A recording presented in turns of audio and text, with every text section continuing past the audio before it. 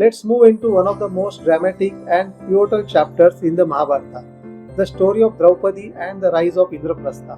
This is where the story takes a sharp turn, bringing new alliances, challenges, and the beginning of the Pandava journey toward power.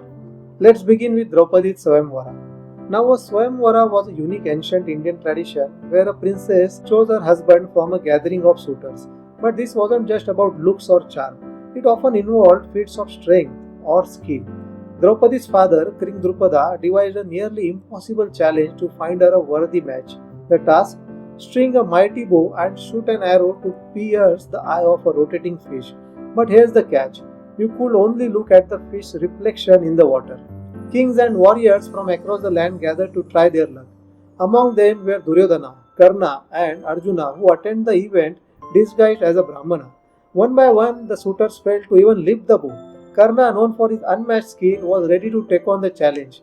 But Draupadi, in a bold move, refused to let him compete, saying, "I will not marry the son of a charioteer." This decision caused quite a stir and deepened Karna's resentment toward the Pandavas. Then it was Arjuna's turn.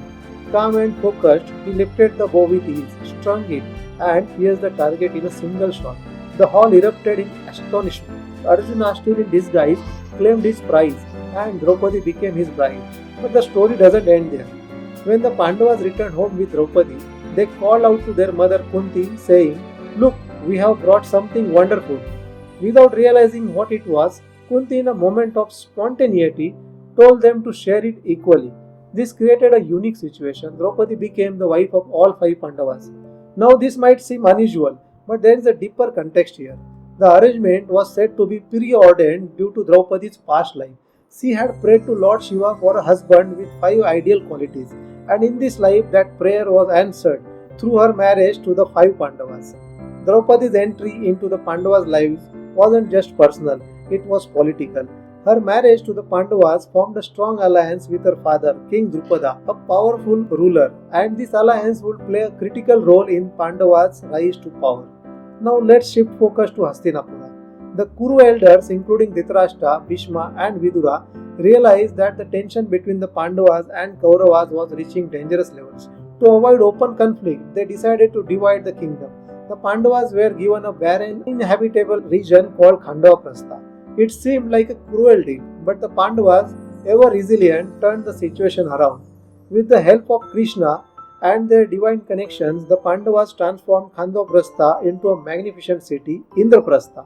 This wasn't just any city, it was a marvel of architecture and prosperity. The palace itself, built by the architect Maya, was so enchanting that it left everyone who visited it awe. Indraprastha became a symbol of the Pandavas' determination and ability to rise above adversity. Krishna's role in all of this cannot be overstated. He wasn't just a friend or ally, he was a guide and strategist. His bond with Arjuna deepened, and his wisdom became an anchor for the Pandavas. But Indraprastha's grandeur didn't go unnoticed. When Duryodhana visited the palace, he was overwhelmed with jealousy. There is a famous incident during this visit. Duryodhana, mistaking a polished floor for water, lifted his robes to avoid getting wet, only to realize it was solid ground. Later, he mistook a real pond for a polished floor and fell into the water. Bhima and other Pandavas couldn't hold back their laughter, which humiliated Duryodhana. This moment cemented his hatred for the Pandavas and planted the seeds for future schemes. By now, the Pandavas were at the peak of their power. Yudhishthira, known for his wisdom and righteousness, decided to perform Rajasuya Yajna, a grand royal sacrifice that would establish him as a sovereign emperor.